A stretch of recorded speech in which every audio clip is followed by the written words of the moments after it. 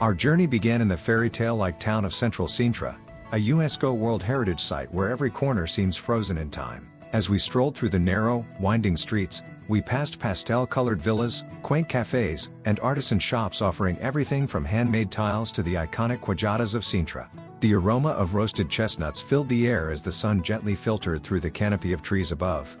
With the majestic Sintra mountains rising in the background, we began our walk toward Quinta da Regaleira, a peaceful 15-minute ascent along Rua Barbosa do Bocage. The anticipation grew with every step as the romantic mystique of Sintra enveloped us, a place where legends seemed to breathe through the stones.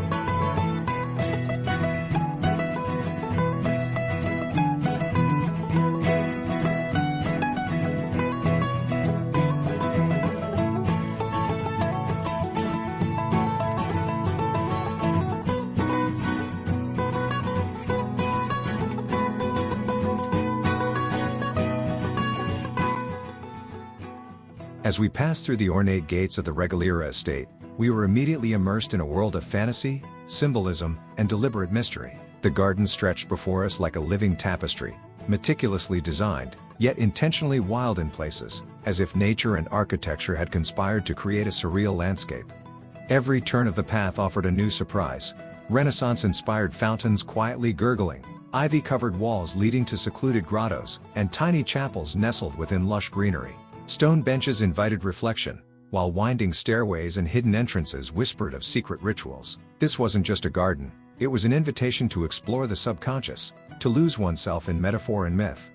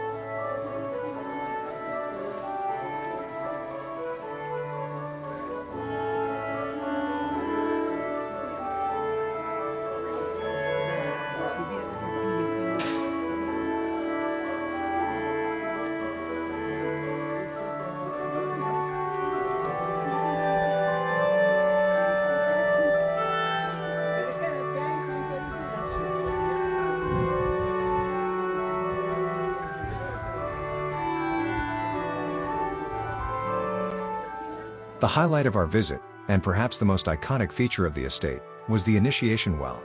More than just a well, It is a spiral staircase carved deep into the earth, symbolizing a mystical journey from darkness into light. As we began our descent, the temperature dropped slightly and the sounds from the gardens above grew faint.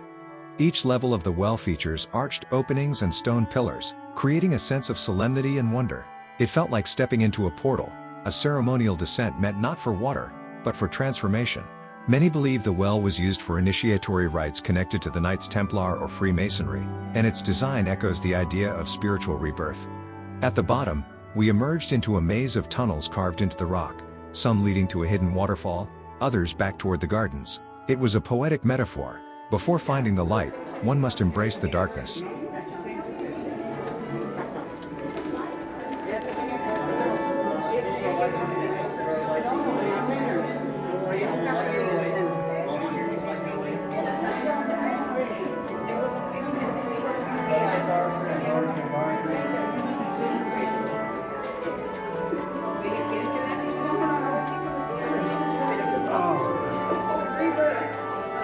No worry.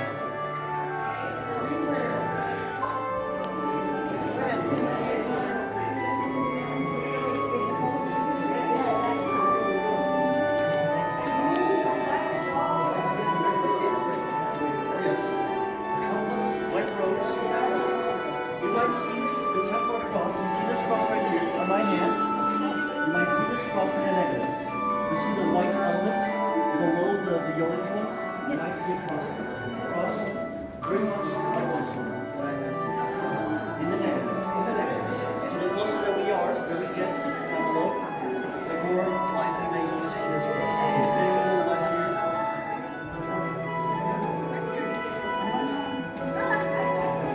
Careful. It's wet, okay? There's no rush. Especially when we're on vacation. Okay, that's the end of the tower. Okay. Huh. Remember what I told you? I don't always lie.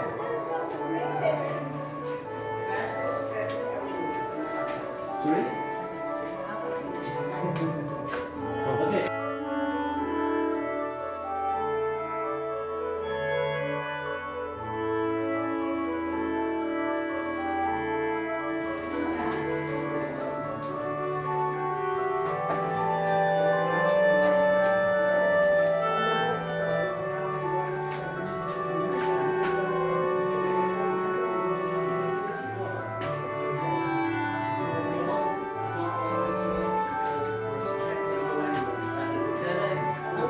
Right, left,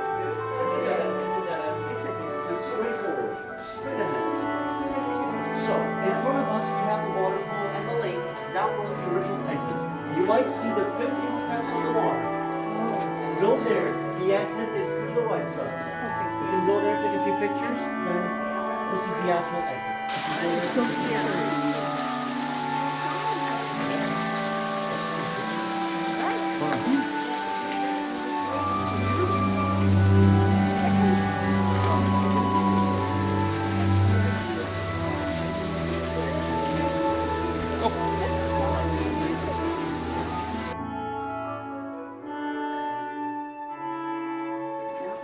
So, with me at the exit. With me also.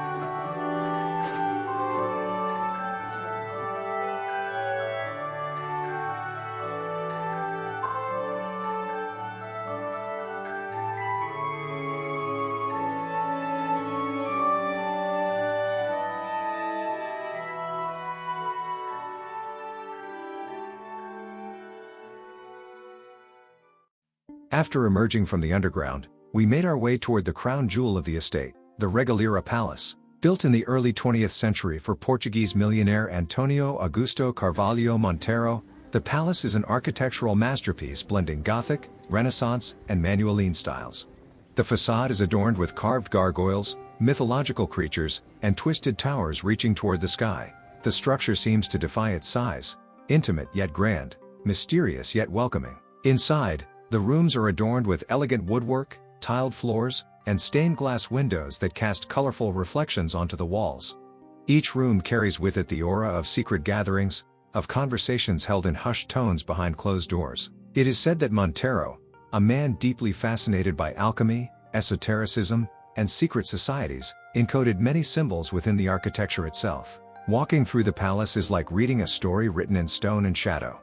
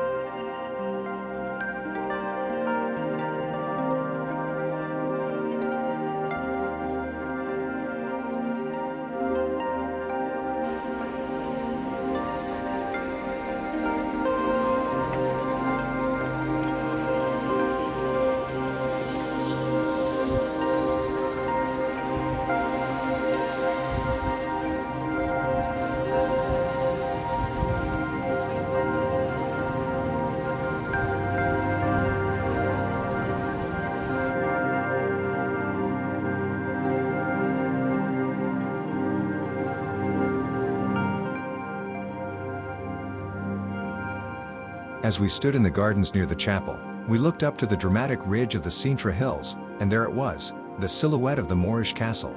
With its weathered stone walls winding across the ridge like the spine of an ancient beast, the castle has stood watch over Sintra for more than 1,000 years.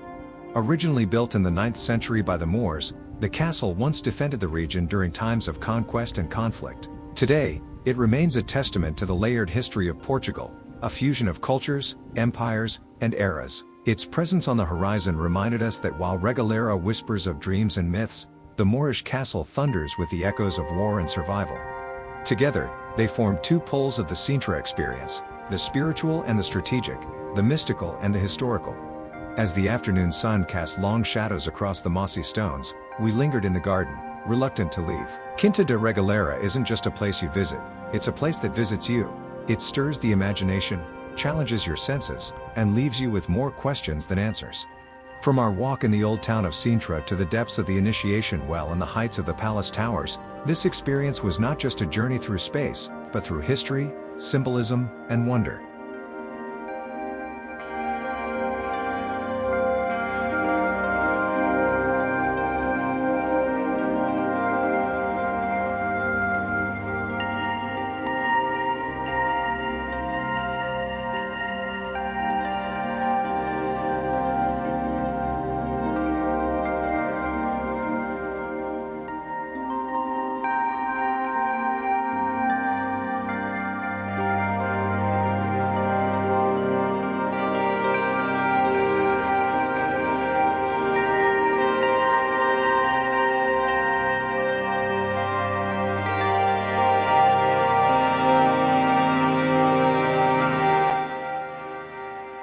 Please follow us on our succeeding videos as we explore more of Portugal.